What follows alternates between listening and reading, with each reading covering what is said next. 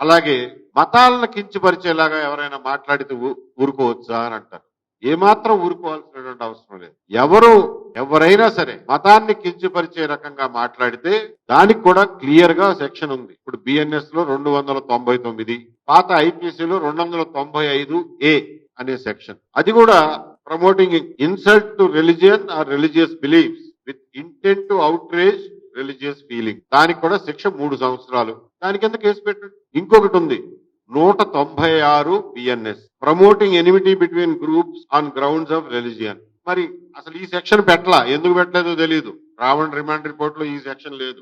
మీరు చెప్పిన దాని ప్రకారం అయితే ఈ సెక్షన్ కూడా వర్తిస్తుంది. 196 ఎందుకు పెట్టలేదో నాకు తెలియదు. 197 ఇవన్నీ పెట్టారు. నేను చెప్పదలుచుకున్నది ఒకటే, నేను ఇక్కడ చట్టం మీద లెక్చర్ ఇవ్వడానికి కాదు ఈ మీటింగ్ పెట్టి. సోషల్ మీడియాలో ఖచ్చితంగా కొంతమంది ఏమో ఒక పద్ధతి ప్రకారం, కొంతమంది ఏమో పని పాట లేక కులాల మీద, మతాల మీద, ప్రాంతాల మీద ఒకళ్ళ విషయాలు జుమ్ముకుంటూ కంప్లీట్ గా టైం వేస్ట్ చేసుకుంటున్నారు. రాష్ట్రంలో ఉన్న ప్రజల యొక్క మెదళ్లని చెడగొడుతున్నారు. దానివల్ల ఎవ్వరికి వచ్చే ఉపయోగం ఏమీ లేదు. సునకానందం అంటారు దీన్ని, సునకానందం తప్ప ఏం ఉపయోగం లేదు. ఇలా ఒకళ్ళు రెచ్చగొట్టే మాటలు మాట్లాడటం, దానికి 10 మంది సమాధానం ఇవ్వటం, ఆ ఇచ్చిన సమాధానాల్లో మళ్ళా ఒకడు బూతులు మాట్లాడటం, వాడి మీద ఇంకొక 10 మంది పడిపోవటం, ఇది పనిలేని పనికిమాలినోళ్ళు చేస్తున్నారు. అలాగే కొన్ని రాజకీయ పార్టీలు కూడా వీటిని ప్రోత్సహిస్తున్నాయి, ఫైనాన్స్ చేస్తున్నాయి. కొంతమందిని ఇదే పనిలో పెట్టి ఈవెన్ కొన్ని యూట్యూబ్ ఛానళ్లని ఫైనాన్స్ చేసి మరీ ఇదే పనిలో పెడుతున్నాయి. ఈ విషయం ఈ యూట్యూబ్ ఛానల్ వీక్షకులు, ప్రజలు అందరూ గమనించాల్సిందిగా కోరుతున్నాం. మేము భావ ప్రకటన స్వేచ్ఛకి కట్టుబడి ఉన్న వాళ్ళం కాబట్టి ఈ యూట్యూబ్ ఛానళ్లను బ్యాన్ చేయమనో, వీళ్ళ మీద నియంత్రణ పెట్టమనో, లైసెన్సులు తీసుకోమనో మేము అడ్వకేట్ చెయ్యం. ఎవడి ఇష్టం వచ్చింది వాడిని చేసుకొనియండి.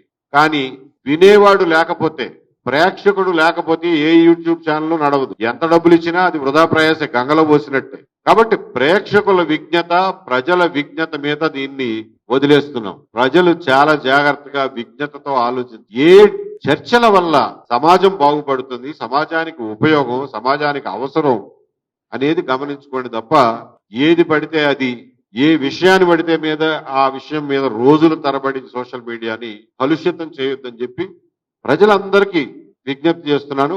సరే, ఈ బ్రతుకు తెరువు కోసం ఏదో పొలిటికల్ పార్టీల ఫైనాన్సింగ్, ఫండింగ్ తో నడిచే యూట్యూబ్ ఛానల్ వాళ్ళ పిల్లల బతుకు తెరువు కోసం వాళ్ళు ఏదైనా చేసుకుంటుంటే దాన్ని నేనేం ఆపలేను. ప్రభుత్వాన్ని ఆపమని కూడా చెప్పను. ఎందుకంటే అది భావ ప్రకటన స్వేచ్ఛలో భాగం. ప్రభుత్వాన్ని ఆపమంటే వాళ్ళు ఫైనాన్స్ చేసే వాటిని నడవనిస్తారు, అపోజిషన్ ఫైనాన్స్ చేసే వాటిని మూసేస్తారు, న్యూట్రల్ గా నిజంగా మాట్లాడే వాళ్ళందరినీ కూడా మూసేస్తారు. కాబట్టి అటువంటి తప్పుడు అధికారాలు గవర్నమెంట్కి ఇమ్మని మేమైతే చెప్పం. కానీ ప్రేక్షకులు దయచేసి విజ్ఞత పాటించమని చెప్పి కోరుతున్నాం. అట్లా అని చెప్పి మతాల గురించి, కులాలు, మతాలు ఇవన్నీ వ్యక్తిగతాలు. ఎవరికైనా సరే అది వ్యక్తిగతం. సమాజానికి, సామాజిక కార్యకలాపాలకి దానికి సంబంధం లేదు అని మేము గట్టిగా నమ్ముతాం. మతాల గురించి చర్చించకూడదా? మేము భావ ప్రకటన స్వేచ్ఛ సమర్థించేవాళ్ళం కాబట్టి మతాల గురించి కూడా మాట్లాడండి, సంస్కారవంతంగా చర్చించండి. ఎవరి మతంలో ఏ మార్పులు తెచ్చుకోవాలో, ఏ రకమైనటువంటి సంస్కరణలు తెచ్చుకోవాలో చర్చించండి, తప్పేమీ లేదు. అరే బాబు, పెళ్లిళ్ళకి ఇంత ఖర్చు పెడుతున్నావు, ఎందుకు పెడుతున్నావు? ఇన్ని కార్యక్రమాలు ఏంటి, ఇన్ని ఫంక్షన్లు ఏంటి, ఎందుకు ఇంత ఖర్చు అనేది చర్చించుకోండి. అది మతానికి సంబంధించిందే, మన సంప్రదాయానికి సంబంధించిందే, మన సంస్కృతికి సంబంధించిందే, మన అలవాట్లకు సంబంధించిందే. చర్చించుకుంటే తప్పేమీ లేదు. ఏ సంస్కరణ లేకుండా హిందూ మతం ఇక్కడ దాకా వచ్చిందా? అసలు మతం గురించి, మతంలో ఉన్న మంచి చెడుల గురించి చర్చించకూడదు, చర్చిస్తే తప్పు, నువ్వెవడో మాట్లాడడానికి అని అంటే ఈశ్వరచంద్ర విద్యాసాగర్ దగ్గర నుంచి, రామకృష్ణ పరమహంస దగ్గర నుంచి, వివేకానందుడి దగ్గర నుంచి, గురజాడ అప్పారావు దగ్గర నుంచి, కందుకూరి వీరేశలింగం దగ్గర నుంచి, నార్ల వెంకటేశ్వరరావు దగ్గర నుంచి, రంగనాయకమ్మ దగ్గర నుంచి, త్రిపురనేని రామస్వామి చౌదరి దగ్గర నుంచి వీళ్ళందరూ నోళ్లు మూయించితే మనం ఇక్కడ వరకు వచ్చేవాళ్ళమా? ఈ మాత్రమైనా సంస్కరించబడే వాళ్ళమా? బాల్య వివాహాలని, సతీ సహగమనాలని దాటుకుని ఇక్కడ దాకా వచ్చేవాళ్ళమా? మా మతం గురించి నువ్వెవడో మాట్లాడడానికి, మా మతాన్ని విమర్శిస్తే సనాతనం డామ్ డూమ్ అని అంటే అవన్నీ ఆగేవా? ఆ దురాచారాలన్నీ ఆగేవా? ఎవరి మీద పెడతావు యూఏపీఏ? నక్సలైట్లే నిజమైన దేశభక్తులు అన్న వాళ్ళ మీద యూఏపీఏ పెడతావా? చేగువేరా బొమ్మని ఆటోల వెనకాల టీ షర్ట్ల మీద క్యాప్ల మీద పెట్టుకునే వాళ్ళ మీద యూఏపీఏ పెడతావా? రామాయణ కల్పవృక్షం రాసిన విశ్వనాథ సత్యనారాయణ మీద పెడతావా? రామాయణ విశ్వవృక్షం రాసిన రంగనాయకం మీద పెడతావా? బాంబును చూసి బెంబేలు పెడితే అది ఎప్పుడు నీ గుండెల్లోనే పేలుతుందిరా అన్న అలిశెట్టి ప్రభాకర్ మీద యూఏపీఏ పెడతావా? నక్సలైట్లకు వెసులుబాటు కలిగిస్తామని చెప్పి వాళ్ళ మీద ఉన్న నిషేధాన్ని తొలగించిన చెన్నారెడ్డి మీద పెడతావా? నక్సలైట్లు చర్చలకు ఆహ్వానిస్తున్నామని చెప్పి 2004లో ఎలక్షన్ ప్రామిస్ చేసి చర్చలకు ఆహ్వానించి సీజ్ ఫైర్ చేసి వాళ్ళతో కొన్ని రోజులు వాళ్ళకు కొంత వెసులుబాటు ఇచ్చినటువంటి వైఎస్ రాజశేఖర రెడ్డి గారి మీద యూఏపీఏ పెడతావా? మళ్ళా తిరిగి వాళ్ళ మీద నిషేధం విధించినటువంటి అదే రాజశేఖర రెడ్డి గారి మీద పెడతావా? ఎంతమంది మీద పెడతావు నువ్వు యూఏపీఏకి? నక్సలైట్ల గురించి మాట్లాడితేనే యూఏపీఏ కేసు పెడతావా? కాబట్టి శంభుక వధ రాసినటువంటి త్రిపురనేని రామస్వామి మీద పెడతావా? సీత జోస్యం నరకంలో హరిశ్చంద్రుడు రాసిన నార్ల వెంకటేశ్వరరావు మీద పెడతావా? దేవాలయాల మీద బూతు బొమ్మలు ఎందుకు అని రాసిన తాపీ ధర్మారావు మీద పెడతావా ఇవాళ యూఏపీఏ కేసు? ఏ సంస్కర్తల మీద పెడతావు? ఎవడో మాట్లాడకపోతే ఎలా సంస్కరించబడతాం? ఏ మతమైనా, ఏ ధర్మమైనా, ఏ ఆచారమైనా, ఏ సంప్రదాయం అయినా, ఏ దుర్మార్గమైనా ఎలా సంస్కరించబడుతుంది? చర్చ లేకుండా ఎలా సంస్కరించబడుతుంది? కాబట్టి చర్చ జరగాలి, ఆరోగ్యవంతమైనటువంటి వాతావరణంలో జరగాలి. నేను చెప్పినటువంటి ఈ సంస్కరణవాదులు ఎవ్వరూ ఇటువంటి బండబూతులు తిట్టుకోలేదే, ఇటువంటి తప్పుడు మాటలు మాట్లాడలేదే, ఇలా కులాల పరంగా మతాల పరంగా మాట్లాడలేదే. వాళ్లకున్న సంస్కారం ఏమైపోయింది ఈ రోజున? ప్రపంచంలోనూ ఎన్నో విశిష్టతలు ఉన్నటువంటి తెలుగు భాష ఈ రోజున బూతులకు ఎందుకు పరిమితం అవుతోంది? ఎక్కడా ఏ భాషలోనూ, ఏ భారతీయ భాషలోనూ లేని ఛందోబద్ధమైనటువంటి పద్యం కేవలం తెలుగు భాషలో ఉంది.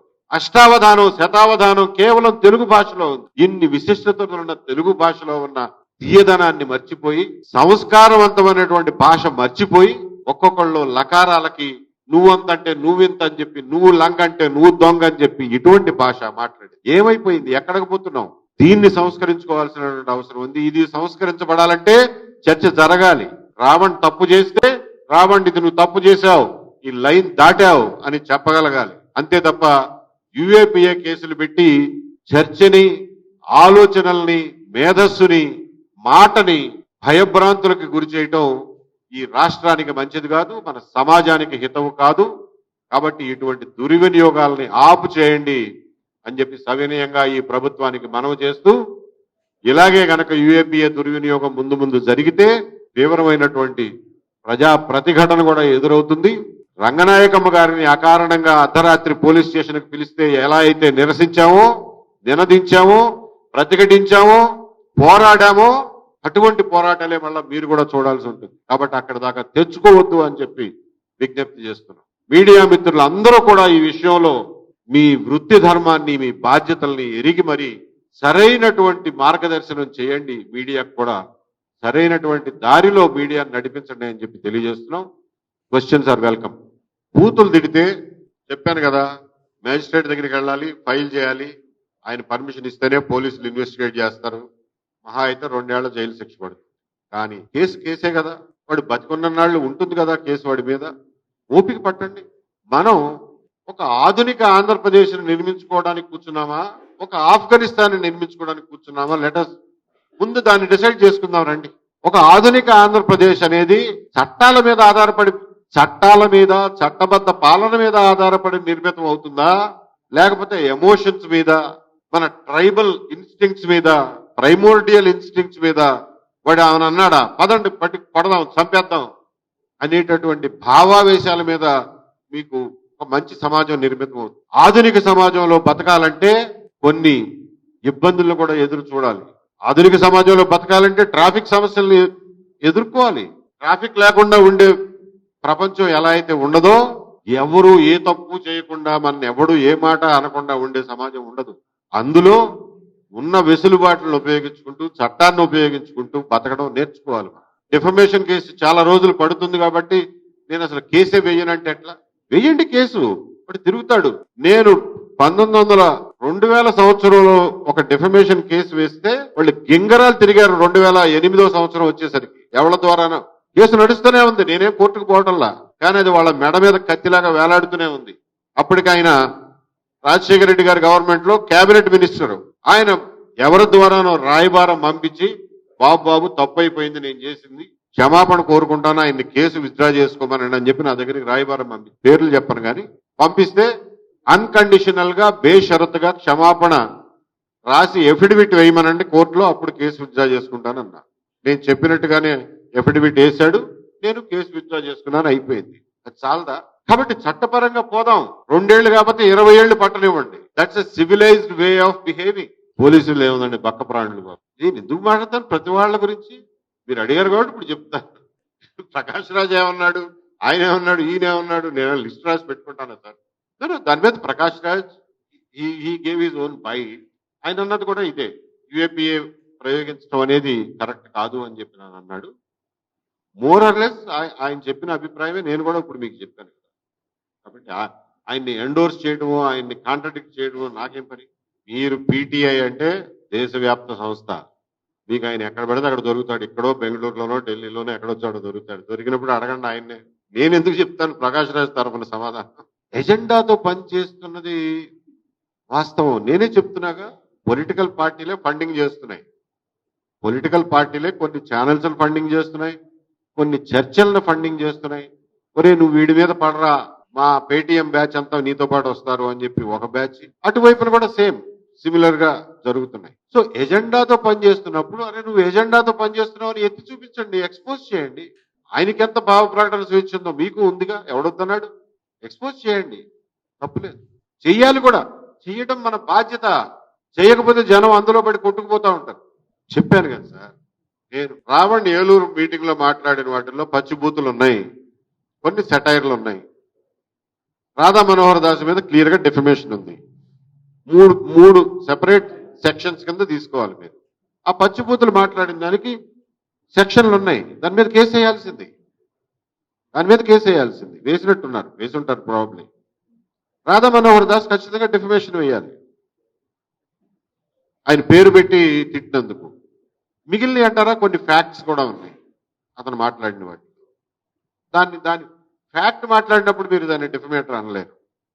అది ఎంత కటువుగా ఉన్నా కానీ ఫ్యాక్టే. No no UAPA is not meant for that. Radha Manohar Das మాట్లాడిన దానికి ఈ బుట్ట సెక్షన్లు చాలు, రావణ్ మాట్లాడిన వాటికి కూడా ఈ బుట్ట సెక్షన్లు చాలు. అసలు ముందు మీరు ఆ సెక్షన్లు వాడితే వాళ్ళు రెండోసారి సరి చేసుకుంటారు. ఎవరో ఏమీ మాట్లాడకుండా కూర్చుని ఒకేసారి వెళ్ళి మీద పడిపోయి కొట్టేద్దామంటే ఎట్లా? అది అది మంచి సమాజం కాదు. It's not good for us. Any other questions brothers? Thank you very much. మీ భావ ప్రకటన స్వేచ్ఛ, మీడియా స్వేచ్ఛకి మేము పూర్తి స్థాయిలో మద్దతుదారులం. కాబట్టి మీరు కూడా సెల్ఫ్ కంట్రోల్ ఎలా చేసుకోవాలో అనేది మీలో మీరు ఆలోచించుకుని చేసుకోండి.